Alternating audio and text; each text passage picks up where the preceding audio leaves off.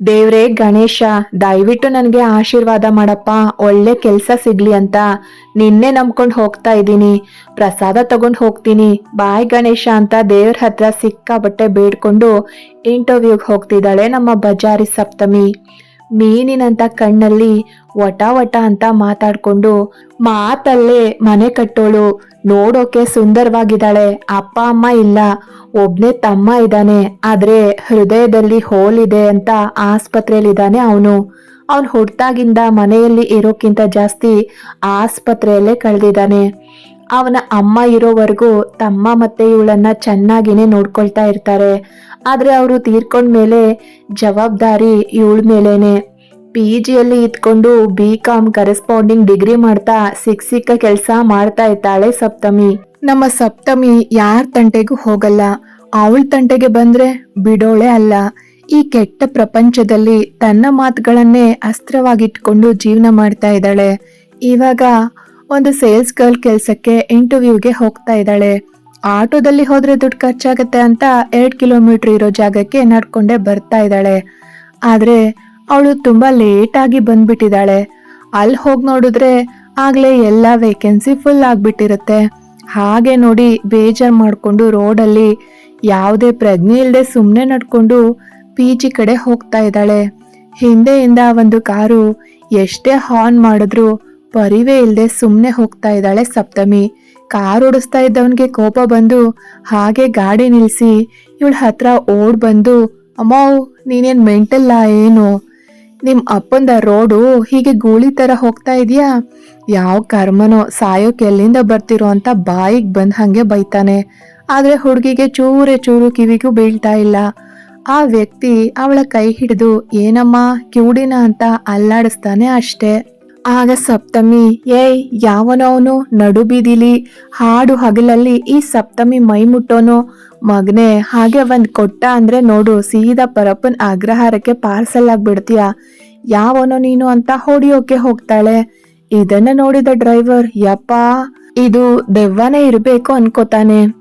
ಆಗ ಕಾರ್ನಲ್ಲಿ ಇದ್ದ ವ್ಯಕ್ತಿ ಹಾಗೆ ಕಾರಿಂದ ಇಳಿದು ಬಂದು, ಲೋ ರಂಗ ಏನಾಯ್ತೋ, ಯಾಕೋ ಹಿಂಗೆ ಒಳ್ಳೆ ಬೆಕ್ ನೋಡಿರೋ ಇಲಿ ತರ ಬಿದ್ದಿದ್ಯಾ? ಅಯ್ಯೋ ಸರ್, ಈ ಹುಡುಗಿ ಮೈಯಲ್ಲಿ ದೆವ್ವ ಬಂದ್ಬಿಟ್ಟಿದೆ ಸರ್, ಹೇಗೇಗೋ ಆಡ್ತಾ ಇದ್ದಾಳೆ. ಅಲ್ಲ ಸರ್, ಅವಾಗಿಂದ ಹಾರ್ನ್ ಹಾಕಿದ್ರೆ ರೋಡ್ ಬಿಟ್ಟು ಸೈಡ್ಗೆ ಬರ್ಲಿಲ್ಲ, ಬಂದು ಬೈದ್ರೆ ಸುಮ್ಮನೆ ಇದ್ಲು, ಪ್ರಜ್ಞೆ ಇಲ್ದೆ ಹೋಗ್ತಾ ಇದ್ದಾಳೆ ಅಂತ ಸ್ವಲ್ಪ ಕೈ ಮುಟ್ಟಿದ್ದೆ ಸರ್. ಒಳ್ಳೆ ರಣಚಂಡಿ ಅವತಾರ ತೋರಿಸ್ತಾ ಇದ್ದಾಳೆ ಅಂತ ಆ ವ್ಯಕ್ತಿಯ ಹಿಂದೆ ಔತ್ಕೊಳ್ತಾ ಇದ್ದಾನೆ ರಂಗ.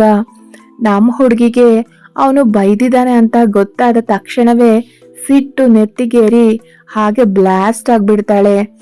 ಏನೋ ಈ ಅಮಾಯಕ ಒಂಟಿ ಹುಡುಗಿಗೆ ಅವಕಾಶ ಸಿಕ್ಕಿದೆ ಅಂತ ಎಗ್ಗ ಮುಗ್ಗ ಬೈದಿದೀಯಾ, ಇವತ್ತು ನಿನ್ ಸಾವು ನನ್ನ ಕೈಯಲ್ಲಿ ಮಗನೆ ಅಂತ ದುಪ್ಪಟ್ಟನ ಸೊಂಟಕ್ಕೆ ಬಿಗಿಯಾಗಿ ಕಟ್ಟಿ ಮುಂದೆ ಬರ್ತಾಳೆ ಅಷ್ಟೇ. ಆ ಡ್ರೈವರ್ ಹಾಗೆ, ಅಮ್ಮ ತಾಯಿ ಬಿಟ್ಬಿಡಮ್ಮ, ಇನ್ಯಾವತ್ತು ಹೀಗೆಲ್ಲ ಮಾಡಲ್ಲ, ತಪ್ಪಾಯ್ತಮ್ಮ, ಮೈಸೂರಿನ ಚಾಮುಂಡೇಶ್ವರಿ, ಬೆಂಗಳೂರಿನ ಅಣ್ಣಮ್ಮ, ನಮ್ಮನೆ ಮಾಕಾಳಮ್ಮ ಅಂತ ಕಾಲಿಗೆ ಬಿದ್ದಿದ್ದಾನೆ. ಅವನ ಪರದಾಟ ನೋಡಿ ಜೊತೆಲಿದ್ದ ವ್ಯಕ್ತಿ, ದಯವಿಟ್ಟು ಸುಮ್ಮನೆ ಇರಮ್ಮ, ಇವನಿಗೆ ನಾನು ತಿಳಿಸಿ ಹೇಳ್ತೀನಿ ಅಂತ ತುಂಬಾ ಮೃದುವಾಗಿ ಹೇಳ್ತಾರೆ. ಆಗ ಸ್ವಲ್ಪ ಕಂಟ್ರೋಲ್ ಮಾಡ್ಕೊಂಡ ಸಪ್ತಮಿ, ಆಯ್ತು ಸರ್, ಸರಿಯಾಗಿ ಹೇಳಿ ಅವನಿಗೆ, ಒಂಟಿ ಹೆಣ್ಣು ಅಂತ ಇಷ್ಟ ಬಂದ ಹಂಗೆ ನಡ್ಕೊಂಡ್ರೆ ಧರ್ಮದೇಟು ಬೀಳುತ್ತೆ ಅಂತ ಅಲ್ಲಿಂದ ಹೋಗ್ತಾ ಇರೋವಾಗ ಆ ವ್ಯಕ್ತಿ ಅಂದ್ಹಾಗೆ ನಿನ್ ಹೆಸರೇನಮ್ಮ ಅಂತ ಕೇಳ್ತಾರೆ.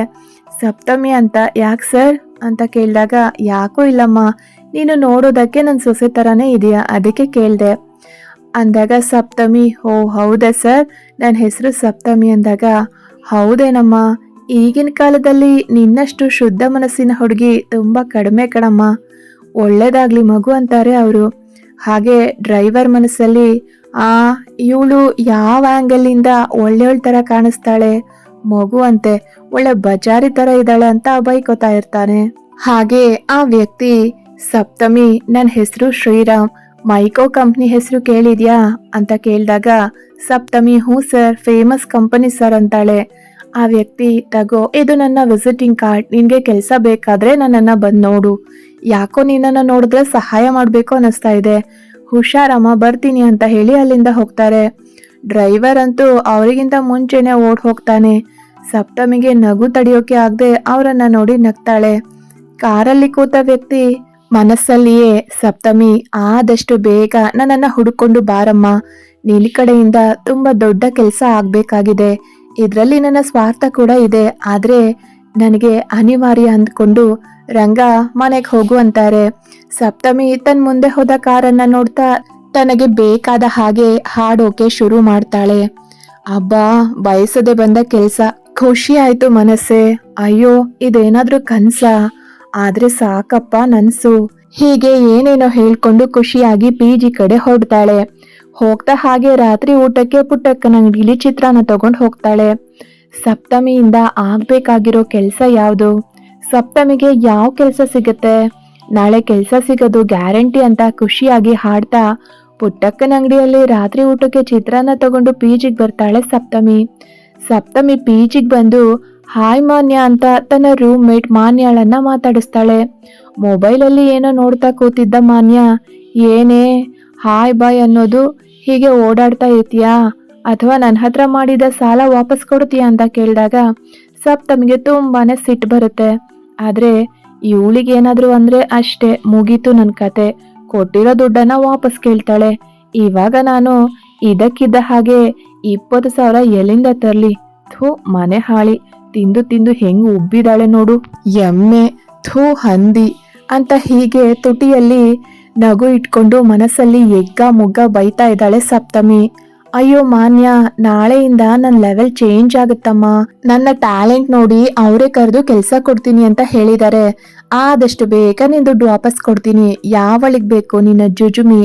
20,000 ಅಂತ ಮೂತಿ ತಿರುಗಿಸ್ಕೊಂಡೆ ರಾತ್ರಿಗೆ ಅಂತ ತಂದಿದ್ದ ಚಿತ್ರಾನ್ನವನ್ನ ಹಾಗೆ ಹಾಕೊಂಡು ಮಧ್ಯಾಹ್ನಕ್ಕೆ ತಿಂತಾಳೆ ಸಪ್ತಮಿ. ಅವಳು ತಿನ್ನೋದನ್ನ ನೋಡಿದ ಮಾನ್ಯ, ಲೇ ಸಪ್ತಮಿ, ದಿನ ಬರೀ ಚಿತ್ರಾನ್ನನೇ ತಿಂತೀಯ ಅಲ್ವಾ, ನಿನ್ಗೆ ಬೇಜಾರಾಗಲ್ವಾ? ಛೀ ಅಂತಾಳೆ. ಅದಕ್ಕೆ ಸಪ್ತಮಿ, ನೋಡು ಮಾನ್ಯ, ನಿಮ್ಗೆಲ್ಲ ಚಿತ್ರಾನ್ನ ಅಂದ್ರೆ ಕೇವಲ ಇರ್ಬೋದು, ನಮ್ಗೆ ಅದೇ ಅಮೃತ ಕಣಮ್ಮ. ನಮ್ಮ ಬಜೆಟ್ಟು, ನಮ್ಮ ಸ್ಟಮಕ್ಕು ಸೆಟ್ ಆಗೋ ಊಟ ಅಂದ್ರೆ ಅದು ಚಿತ್ರಾನ್ನ ಮಾತ್ರ. ಅದ್ರಲ್ಲೂ ಪುಟ್ಟಕ್ಕನ ಹೋಟೆಲ್ ಅಲ್ಲಿ ಸೂಪರ್ ಆಗಿ ಮಾಡ್ತಾರೆ ಗೊತ್ತಾ. ಇವಾಗ ಜಾಸ್ತಿ ಮಾತಾಡ್ಬೇಡ, ಕೊಟ್ಟಿರೋ 20,000ಕ್ಕೆ ಎಷ್ಟು ಮಾತಾಡ್ತೀಯಾ? ನಾಳೆ ಹಂಗೆ ತಂದು ಬಿಸಾಕ್ತೀನಿ ನಿನ್ ದುಡ್ಡನ್ನ ಅಂತ ಹೇಳಿ ಆ ಕಡೆ ತಿರುಗಿ ಒಂದೊಂದೇ ತುತ್ತನ್ನ ಖುಷಿಯಾಗಿ ತಿಂತಾ ಇದ್ದಾಳೆ ನಮ್ಮ ಸಪ್ತಮಿ. ಮಾನ್ಯ, ಲೇ, ಇನ್ನು ಸಿಗದೆ ಇರೋ ಕೆಲ್ಸಕ್ಕೆ ಯಾಕೆ ಇಷ್ಟೊಂದು ಬಿಲ್ಡಪ್ ಕೊಡ್ತೀಯಾ? ನಿನ್ನೆ ರಾತ್ರಿ ಕೂಡ ಚಿತ್ರಾನ್ನ ತಿನ್ನೋವಾಗ ಇದೇ ರೀತಿ ಮಾತು ಹೇಳಿದ್ದೆ ಅನ್ನೋವಾಗ ಅವಳ ಮಾತು ಕೇಳಿ ಸಪ್ತಮಿಗೆ ಹಾಗೆ ಕೆಮ್ಮು ಬರುತ್ತೆ. ಮಾನ್ಯಾನೇ ನೀರ್ ತಂದು ಕೊಡ್ತಾಳೆ. ಸಪ್ತಮಿ ನೀರ್ ಇಸ್ಕೊಂಡು ಕುಡ್ದು, ನೆನ್ನೆಗೆ ಇವತ್ತಿನ ಮಾತಾಡು ಮಾನ್ಯ, ನೀನು ಎಷ್ಟ್ ಹೇಳಿದ್ರು ಅಷ್ಟೇ, ನೀನು ಬದ್ಲಾಗಲ್ಲ ಅಂತ ಹೋಗ್ತಾಳೆ ಮಾನ್ಯ. ಅವಳು ಆ ಕಡೆ ಹೋದ್ಮೇಲೆ ಡುಮ್ಮಿ, ಚಿತ್ರಾನ್ನ ತಿಂದೆ ಇನ್ನೇನು ಇವಳ ತರ ದಿನಾನು ಒಳ್ಳೊಳ್ಳೆ ರೆಸ್ಟೋರೆಂಟ್ ಅಲ್ಲಿ ತಿನ್ನೋಕಾಗತ್ತಾ, ಸುಬ್ಬಿ ಅಂತ ಬೈಕೊಂಡೆ ತಿಂತಾಳೆ ಸಪ್ತಮಿ. ಬೆಳಗ್ಗೆ ಬೇಗನೆ ಎದ್ದು ಚೆನ್ನಾಗಿ ರೆಡಿ ಆಗಿ ಪುಟ್ಟಕ್ಕನ್ ಹೋಟೆಲ್ಗೆ ಹೋಗಿ ಒಂದು ಪ್ಲೇಟ್ ಚಿತ್ರಾನ್ನ ತಿಂದು ತನ್ನ ತಮ್ಮನಿಗೆ ಇಡ್ಲಿ ದೋಸೆ ಪಾರ್ಸಲ್ ತಗೊಂಡು ತಮ್ಮನನ್ನ ನೋಡೋಕೆ ಬರ್ತಾಳೆ ಸಪ್ತಮಿ. ಅವಳ ತಮ್ಮ ಸಂಪ್ರೀತ್ ಮಲ್ಕೊಂಡೇ ಇರ್ತಾನೆ ಯಾವಾಗ್ಲೂ. ಅವನನ್ನ ಚೆಕಪ್ ಮಾಡ್ತಾ ಇದ್ದ ಡಾಕ್ಟರ್ ಇವಳನ್ನ ನೋಡಿ, ಸಪ್ತಮಿ ನಿನ್ ಹತ್ರ ಮಾತಾಡ್ಬೇಕು, ನನ್ ಕ್ಯಾಬಿನ್ಗೆ ಬಾ ಅಂತ ಅವಳನ್ನ ಕರ್ಕೊಂಡು ಹೋಗ್ತಾರೆ. ಹಾ ಡಾಕ್ಟ್ರೆ ಹೇಳಿ ಅಂತ ಸಪ್ತಮಿ ಕೇಳಿದಾಗ, ಏನಮ್ಮ ಹೇಳೋದು, ಇದೇನು ಮೊದಲನೇ ಸರಿ ಅಲ್ಲ ತಾನೆ ನಾನು ಹೇಳ್ತಾ ಇರೋದು, ನೋಡು ಮುಂದಿನ ತಿಂಗಳಲ್ಲಿ ನಿನ್ನ ತಮ್ಮನ ಆಪರೇಷನ್ ಆಗ್ಲೇಬೇಕು, ಇಲ್ಲಾಂದ್ರೆ ಅವನು ಉಳಿಯೋದೇ ಕಷ್ಟ ಅಂತ ಡಾಕ್ಟರ್ ಹೇಳಿದಾಗ, ಸಪ್ತಮಿ ಹಾಗೆಲ್ಲ ಹೇಳ್ಬೇಡಿ ಸರ್, ದುಡ್ಡನ್ನ ನಾನು ಅರೇಂಜ್ ಮಾಡ್ತೀನಿ ಸರ್, ಪ್ಲೀಸ್ ಹೇಗಾದ್ರೂ ನನ್ನ ತಮ್ಮನನ್ನ ಉಳಿಸ್ಕೊಡಿ ಅಷ್ಟೇ ಅಂತಾಳೆ. ಹಾಗೆ ಡಾಕ್ಟರ್, ನೋಡಮ್ಮ, ಆಪರೇಷನ್ಗೆ ರೆಡಿ ಮಾಡ್ಕೊಳ್ಬೇಕು ಅಂದ್ರೆ ಮೊದಲು 10,000 ಆದ್ರೂ ಕಟ್ಲೇಬೇಕು ನೀನು ಅಂತಾರೆ. ಸಪ್ತಮಿ 1 ನಿಮಿಷ ಯೋಚನೆ ಮಾಡಿ, ಸರಿ ಸರ್ ಕಟ್ತೀನಿ, ಹಾಗೆ ಆಪರೇಷನ್ಗೆ ಎಷ್ಟು ಖರ್ಚಾಗುತ್ತೆ ಸರ್ ಅಂತ ಕೂಡ ಕೇಳ್ತಾಳೆ. ಆಗ ಡಾಕ್ಟರ್, ಸಪ್ತಮಿ ನೀನು ಮೊದಲೇ ಆಪರೇಷನ್ ಮಾಡಿಸಿದ್ರೆ ಹೋಲು ಇಷ್ಟು ದೊಡ್ಡದಾಗ್ತಾ ಇರ್ಲಿಲ್ಲ, ಹಣ ಕೂಡ ಕಡಿಮೆ ಆಗ್ತಾ ಇತ್ತು, ಆದ್ರೆ ಈಗ ಹಾಗಾಗಲ್ಲ, ಹೋಲ್ ತುಂಬಾನೇ ದೊಡ್ಡದಾಗಿದೆ, ಹಾಗಾಗಿ ಏನಿಲ್ಲ ಅಂದ್ರೂ ನೀನು 5 ಲಕ್ಷ ಆದ್ರೂ ರೆಡಿ ಮಾಡ್ಕೊಳ್ಳೇಬೇಕು, ಹಾಗಿದ್ರೆ ಮಾತ್ರ ನಿನ್ ತಮ್ಮನನ್ನ ಉಳಿಸೋಕ್ ಸಾಧ್ಯ ಅಂತಾರೆ. ಆಗ ಸಪ್ತಮಿ, ಆಯ್ತು ಸರ್, ಇವಾಗ 10,000 ಕಟ್ತೀನಿ, ಉಳಿದ ದುಡ್ಡಿಗೆ ಅರೇಂಜ್ ಮಾಡ್ತೀನಿ ಸರ್ ಅಂತ ಅಲ್ಲಿಂದ ನೇರವಾಗಿ ತಮ್ಮ ಇರೋ ಕಡೆಗೆ ಬಂದು ಸಂಪ್ರೀತ್ ಅಂತ ತಲೆ ಮೇಲೆ ಕೈ ಇಟ್ಟು ನೇವರಿಸ್ತಾಳೆ. ಸಂಪ್ರೀತ್ ಕೂಡ ಅಕ್ಕ ಅಂತ ಖುಷಿಯಿಂದ ಎದ್ದು ಅವಳನ್ನ ತಪ್ಕೊಳ್ತಾನೆ. ಸಪ್ತಮಿ ಅವನನ್ನ ಮುದ್ದು ಮಾಡಿ ತಂದ ತಿಂಡಿಯನ್ನ ತಿನ್ನಿಸ್ತಾಳೆ. ಸ್ವಲ್ಪ ಸಮಯ ಬಿಟ್ಟು ಸಂಪ್ರೀತ್, ನಾನು ಕೆಲಸ ಹುಡ್ಕೊಂಡು ಹೊಟ್ಟಿದ್ದೀನಿ, ನಾಳೆ ಬರ್ತೀನಿ, ಮಧ್ಯಾಹ್ನ ಅವರು ಕೊಟ್ಟ ಊಟನ ತಿನ್ನು, ಓಕೆನಾ? ಇವಾಗ ಮಲ್ಕೋ ಅಂತ ಅವನನ್ನ ಮಲಗಿಸಿ ತಾನು ವಿಸಿಟಿಂಗ್ ಕಾರ್ಡ್ ತಗೊಂಡು ಅದೇ ಅಡ್ರೆಸ್ಗೆ ಬಂದು ತಲುಪ್ತಾಳೆ. ದೊಡ್ಡ ಬಿಲ್ಡಿಂಗು, ಆಫೀಸ್ ಮುಂದೆ ಬಂದು ನಿಂತು, ಅಯ್ಯೋ ಆ ಸರಿ ಏನಾದ್ರು ತಪ್ಪಾಗಿರೋ ಅಡ್ರೆಸ್ ಕೊಟ್ರು, ಏನ್ ಇಷ್ಟು ದೊಡ್ಡ ಆಫೀಸ್, ಇಲ್ಲಿ ನನ್ಗೆ ಕೆಲ್ಸನಾ? ಆದ್ರೂ ಕೆಲ್ಸ ಸಿಕ್ಕರೆ ಸಾಕಪ್ಪ, ಅದೇ ನನ್ ಪುಣ್ಯ ಅನ್ಕೋತಾಳೆ. ಬಿಲ್ಡಿಂಗ್ ಮುಂದೆ ನಿಂತು ತುಂಬಾ ಫೋಟೋಸ್ಗಳನ್ನ ತಗೋತಾಳೆ. ಇವಳು ಹೀಗೆ ಮಾಡ್ತಾ ಇರೋದನ್ನ ನೋಡಿದ ಅಲ್ಲಿಯ ಸೆಕ್ಯೂರಿಟಿ ಅವರು, ಏನಮ್ಮ ಅವಾಗಿಂದ ಬರೀ ಫೋಟೋಗಳನ್ನ ತೆಗೆದುಕೊಳ್ತಾ ಇದೀಯಾ, ಯಾರ್ ನೀನು, ಯಾಕೆ ಬಂದೆ ಇಲ್ಲಿಗೆ ಅಂತ ಕೇಳಿದಾಗ ಸಪ್ತಮಿ ಅವ್ರ ಹತ್ರ, ನಮಸ್ತೆ ಅಣ್ಣ, ನಾನು ಇಲ್ಲೇ ಹೊಸದಾಗಿ ಕೆಲ್ಸ ಕೇಳ್ಕೊಂಡ್ ಬಂದಿದ್ದೀನಿ, ಒಳಗಡೆ ಬಿಡಿ ಅಂತ ಕೇಳಿದಾಗ, ಯಾರಮ್ಮ ನೀನು, ಹಾಗೆಲ್ಲ ಹೇಳ್ದೆ ಕೇಳ್ದೆ ಒಳಗಡೆ ಬಿಡೋಕ್ಕಾಗಲ್ಲ ಅಂತಾರೆ ಸೆಕ್ಯೂರಿಟಿ. ಆಗ ಸಪ್ತಮಿ, ಇಲ್ಲ ಅಣ್ಣ, ಸರ್ ನನ್ಗೆ ವಿಸಿಟಿಂಗ್ ಕಾರ್ಡ್ ಕೊಟ್ಟಿದ್ದಾರೆ, ಅವರೇ ಬಾ ಅಂತ ಹೇಳಿದ್ದು ಅಂತ ಹೇಳಿದಾಗ, ಆದ್ರೂ ಕೂಡ ಸೆಕ್ಯೂರಿಟಿ ಒಳಗಡೆ ಬಿಡದೆ, ನೋಡಮ್ಮ ತುಂಬಾ ರಿಕ್ವೆಸ್ಟ್ ಮಾಡ್ತಿದ್ಯಾ ಅಂತ ಹೋಗಿ ಸರ್ನ ಕೇಳ್ಕೊಂಡ್ ಬರ್ತೀನಿ, ಅಲ್ಲಿವರೆಗೂ ಇಲ್ಲೇ ಇರು ಅಂದ್ಹಾಗೆ ನಿನ್ ಹೆಸರೇನು ಅಂತ ಕೇಳ್ಕೊಂಡು ಒಳಗಡೆಗೆ ಹೋಗ್ತಾನೆ ಸೆಕ್ಯೂರಿಟಿ. ಸಪ್ತಮಿ ಆಸ್ಪತ್ರೆಯಲ್ಲಿ ದಾಖಲಾಗಿದ್ದ ತಮ್ಮನನ್ನ ಮಾತಾಡಿಸಿ ಕೆಲಸ ಕೇಳ್ಕೊಂಡು ನಿನ್ನೆ ಕೊಟ್ಟ ವಿಸಿಟಿಂಗ್ ಕಾರ್ಡ್ ಇಟ್ಕೊಂಡು ಆ ಅಡ್ರೆಸ್ಗೆ ಬಂದಾಗ ಸೆಕ್ಯೂರಿಟಿ ಒಳಗಡೆ ಕೇಳ್ಕೊಂಡು ಬರ್ತೀನಿ ಅಂತ ಹೇಳಿ ಹೋಗಿದ್ದಾನೆ. ಒಳಗಡೆ ಹೋಗಿದ್ದ ಸೆಕ್ಯೂರಿಟಿ ಬಂದು, ಸರ್ ನಿಮ್ಮನ್ನ ಬಿಡೋಕ್ ಹೇಳಿದಾರ ಅಂತ ಕಾಯ್ತಾ ನಿಂತ ಸಪ್ತಮಿಗೆ ಹೇಳ್ತಾನೆ. ಸಪ್ತಮಿಗ್ ತುಂಬಾನೇ ಖುಷಿ ಆಗತ್ತೆ.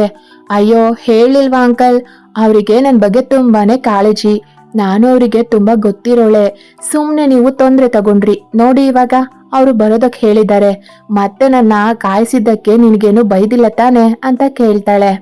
ಸೆಕ್ಯೂರಿಟಿ ಮೇಲಿಂದ ಕೆಳಗಡೆ ಇವಳನ್ನ ನೋಡಿ, ಅಯ್ಯೋ ಸುಮ್ನೆ ಹೋಗಮ್ಮ, ನಿನಗ್ ವಯಸ್ಸಾದಷ್ಟು ನನಗ್ ಅನುಭವ ಆಗಿದೆ, ನೀನಂತ ಎಷ್ಟು ಜನರನ್ನ ನೋಡಿಲ್ಲ ನಾನು, ಇವಾಗೇನು ಹೋಗ್ತೀಯಾ ಅಥವಾ ಇಲ್ಲೇ ಇರ್ತೀಯಾ ಅಂತ ಗುರ್ ಅಂತಾರೆ ಆ ಸೆಕ್ಯೂರಿಟಿ.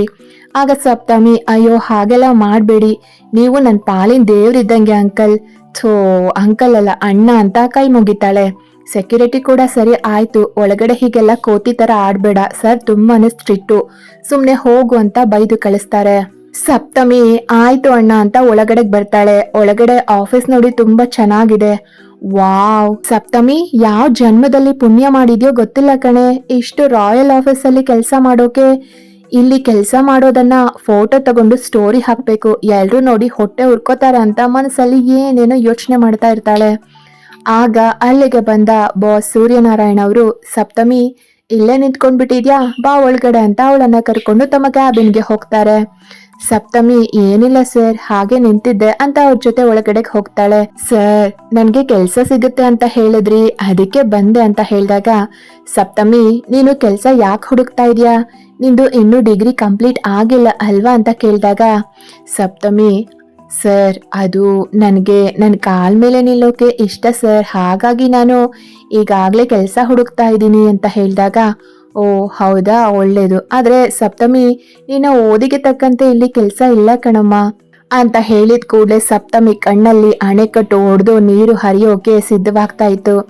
ಅಷ್ಟರಲ್ಲಿ ಸೂರ್ಯನಾರಾಯಣ ಅವರು, ಆದ್ರೆ ನೀನು ಒಪ್ಪೋದಾದ್ರೆ ನಿನಗೆ ಒಂದು ಕೆಲಸ ಇದೆ, ಆ ಕೆಲಸಕ್ಕೆ ನೀನೇ ಹೇಳಿ ಮಾಡಿಸಿದ ಹುಡುಗಿ ಅಂತ ಹೇಳಿದಾಗ, ಸಪ್ತಮಿ ಏನ್ ಕೆಲಸ ಸರ್ ಅಂತ ಕೇಳ್ತಾಳೆ.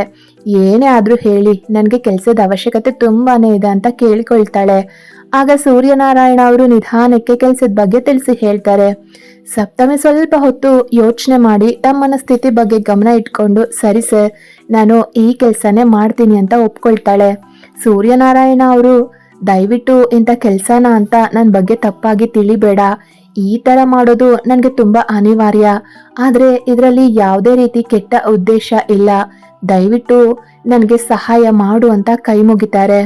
ಆಗ ಸಪ್ತಮಿ, ಸರ್ ದಯವಿಟ್ಟು ಹಾಗೆಲ್ಲ ಹೇಳಬೇಡಿ, ಇದರಲ್ಲಿ ಎಲ್ಲೂ ನನಗೆ ಕೆಟ್ಟ ಉದ್ದೇಶ ಕಾಣಿಸ್ಲೇ ಇಲ್ಲ, ನನಗೆ ಹಣದ ಅವಶ್ಯಕತೆ ಇದೆ, ನಿಮಗೆ ನನ್ನ ಅವಶ್ಯಕತೆ ಇದೆ ಅಷ್ಟೇ, ಇದೊಂದು ವ್ಯವಹಾರ ಅಂತ ಅನ್ಕೊಳ್ಳೋಣ, ಬರ್ತೀನಿ ಸರ್ ಅಂತ ಹೊರಗಡೆಗೆ ಹೋಗ್ತಾಳೆ. ದಾರಿಯಲ್ಲಿ ನಡೆದು ಹೋಗ್ತಾ ಇದ್ದವಳ ಕೆನ್ನೆ ಮೇಲೆ ಕಣ್ಣೀರಿನ ಹನಿಗಳು ಹರಿತಾಲೇ ಇದೆ. ಒರೆಸ್ಕೊಳ್ಳೋ ಗೋಜಿಗೂ ಹೋಗದೆ ಸುಮ್ನೆ ಆಸ್ಪತ್ರೆ ಕಡೆ ಹೆಜ್ಜೆ ಹಾಕ್ತಿದ್ದಾಳೆ. ಆಸ್ಪತ್ರೆಗೆ ಹೋಗಿ ತಮ್ಮನ ಆಪರೇಷನ್ ಬಗ್ಗೆ ಮಾತಾಡಿ ಅಡ್ವಾನ್ಸ್ ನ ಕಟ್ಟಿ ತಮ್ಮನ ಜೊತೆ ಮಾತಾಡಿ PGಗೆ ಹೋಗಿ ತನ್ನೆಲ್ಲಾ ಬಟ್ಟೆಗಳನ್ನ ಒಂದು ಬ್ಯಾಗಿಗೆ ತುಂಬಿಸ್ಕೊಂಡು ಭಾರವಾದ ಮನಸ್ಸಿನಿಂದನೇ ಮಲಗಿದಾಳೆ. ನಿದ್ದೆ ಹತ್ತಿರವೂ ಸುಳಿತಾ ಇಲ್ಲ. ಹಾಗೆ ಬೋರ್ಲಾಗಿ ಮಲ್ಕೊಂಡು ಯೋಚನೆ ಮಾಡ್ತಾನೆ ಇದ್ದಾಳೆ. ಇವಳ ಸ್ಥಿತಿ ನೋಡಿ ಮಾನ್ಯಾಗೆ ಯಾಕೋ ತುಂಬಾ ಪಾಪ ಅನ್ಸಿ ಸಪ್ತಮಿ ಬಳಿ ಬಂದು, ಏನೇ ಸಪ್ತಮಿ ನಿನ್ ಕಣ್ಣಲ್ಲೂ ಕಣ್ಣೀರ್ ಬರ್ತಾ ಇದೆ, ನನಗಂತೂ ನಂಬೋಕೆ ಆಗ್ತಾ ಇಲ್ಲ ಕಣೆ. ಎಲ್ರನ್ನ ಹೆದರ್ಸೋ ನಿನ್ಗೆ ಯಾರೇ ಹೆದರ್ಸಿದ್ದು ಅಂತ ಅವಳನ್ನ ನಗ್ಸೋ ಪ್ರಯತ್ನ ಮಾಡ್ತಾಳೆ. ಆದ್ರೆ ಆಳವಾದ ಯೋಚನೆಯಲ್ಲಿ ಮುಳುಗಿದ್ದ ಸಪ್ತಮಿಗೆ ಇದು ಕೇಳಲೇ ಇಲ್ಲ. ಅವಳ ಕೆನ್ನೆ ತಟ್ಟಿ, ಸಪ್ತಮಿ ಏನಾಯ್ತು, ಯಾಕೆ ಅಳ್ತಾ ಇದೀಯಾ ಅಂತ ಅವಳನ್ನ ಕೂರಿಸಿ ಅವಳಿಗೆ ಕುಡಿಯೋಕೆ ನೀರ್ ಕೊಟ್ಟು ಅವಳ ಮುಖವನ್ನ ಬಟ್ಟೆಯಿಂದ ಉತ್ತಿ, ಯಾಕಮ್ಮ ಅಂತ ತುಂಬಾ ಮೃದುವಾಗಿ ಕೇಳ್ತಾಳೆ. ಸಪ್ತಮಿಗೆ ತನ್ನ ಕಷ್ಟ ಹೇಳ್ಕೊಳ್ಳೋಕೆ ಯಾರಾದ್ರೂ ಸಿಕ್ಕರೆ ಸಾಕು ಅಂತ ಇತ್ತೋ ಏನೋ. ಮಾನ್ಯ ಕೇಳಿದ ತಕ್ಷಣವೇ ಅವಳ ಮಡಿಲಲ್ಲಿ ಮಲಗಿ, ಮಾನ್ಯ, ನನ್ನ ಹಣೆ ಬರನೆ ಸರಿ ಇಲ್ಲ ಕಣೆ, ದುರಾದೃಷ್ಟವಂತೆ ನಾನು. ಅಪ್ಪ ಅಮ್ಮನ್ನ ಬೇಗನೆ ಕಳ್ಕೊಂಡೆ. ಮಧ್ಯಮ ವರ್ಗದಲ್ಲಿ ಹುಟ್ಟಿ ಆರ್ಥಿಕತೆಯ ಕಷ್ಟದಲ್ಲಿ ಸಿಲುಕಿ ನನಗೆ ಅಂತ ಇರೋದು ಒಬ್ನೇ ಒಬ್ಬ ತಮ್ಮ. ಈಗ ಆ ಹೃದಯ ಸಮಸ್ಯೆಯಿಂದ ಬಳಲ್ತಾ ಇದ್ದಾನೆ. ಆಪರೇಷನ್ಗೆ ಹಣ ಹೊಂದಿಸ್ಬೇಕು. ಕೆಲ್ಸಕ್ಕೆ ಹೋಗೋಣ ಅಂದ್ರೆ ನನ್ನ ವಿದ್ಯಾರ್ಹತೆಗೆ ಯಾವ ಕೆಲ್ಸಾನು ಸಿಗಲ್ಲ. ಸಿಕ್ಕರೂ ಜಾಸ್ತಿ ದಿನ ಇರಲ್ಲ. ಇಷ್ಟಪಟ್ಟಿದ್ದು ತಿನ್ನೋಕ್ಕಾಗಲ್ಲ, ಇಷ್ಟ ಬಂದಂಗೆ ಇರೋಕ್ಕಾಗಲ್ಲ ಅಲ್ವಾ ಅಂತ ಹೇಳ್ತಾ ಪಟ್ ಅಂತ ಎದ್ದು ಕೂತು ಕಣ್ಣೊರೆಸ್ಕೊಂಡು, ಇಲ್ಲ ಮಾನ್ಯ, ಇನ್ಮೇಲೆ ಹಾಗೆಲ್ಲ ಆಗಲ್ಲ ಕಣೆ. ಇಷ್ಟನೋ ಕಷ್ಟನೋ ಏನೋ ಒಂದು ಒಟ್ನಲ್ಲಿ ಕೆಲಸ ಸಿಕ್ಕಿದೆ. ನನ್ನ ಜೀವನ ಏನಾದರೂ ಆಗಲಿ, ನನ್ನ ತಮ್ಮ ಸಂಪ್ರೀತ್ ಚೆನ್ನಾಗಿರ್ಬೇಕು ಅಷ್ಟೇ ಕಣೆ ಮಾನ್ಯ. ನಾನು ಗಟ್ಟಿಗಿತ್ತಿ ಕಣೆ, ಅಳಲ್ಲ ನಾನು, ನಗ್ತಾನೆ ಇರ್ತೀನಿ ಅಂತ ಮಾನ್ಯಳನ್ನ ತಪ್ಕೊಳ್ತಾಳೆ. ಮಾನ್ಯ, ಸಪ್ತಮಿ ನಿನ್ನ ಕಷ್ಟಕ್ಕೆ ಸಹಾಯ ಮಾಡುವಷ್ಟು ಹಣವಂತೆ ಏನೂ ನಾನಲ್ಲ. ಆದರೆ ಆಗೋದೆಲ್ಲ ಒಳ್ಳೇದಕ್ಕೆ ಅಂತ ಹೇಳ್ತೀನಿ ಅಷ್ಟೇ. ದೇವರಿದ್ದಾನೆ ಅಂತ ಅವಳನ್ನ ತನ್ನ ಮಡಿಲಲ್ಲಿ ಮಲಗಿಸ್ಕೊಂಡು ಅವಳ ತಲೆ ನೇವರಿಸ್ತಾಳೆ. ಹೌದು, ಕೆಲವೊಮ್ಮೆ ನಾವು ಯಾರನ್ನ ಅತಿ ಹೆಚ್ಚು ದ್ವೇಷ ಮಾಡ್ತೀವೋ ಅವರಿಂದಾನೇ ಸಾಂತ್ವನ ಸಿಗೋ ಸಾಧ್ಯತೆ ಇರುತ್ತೆ.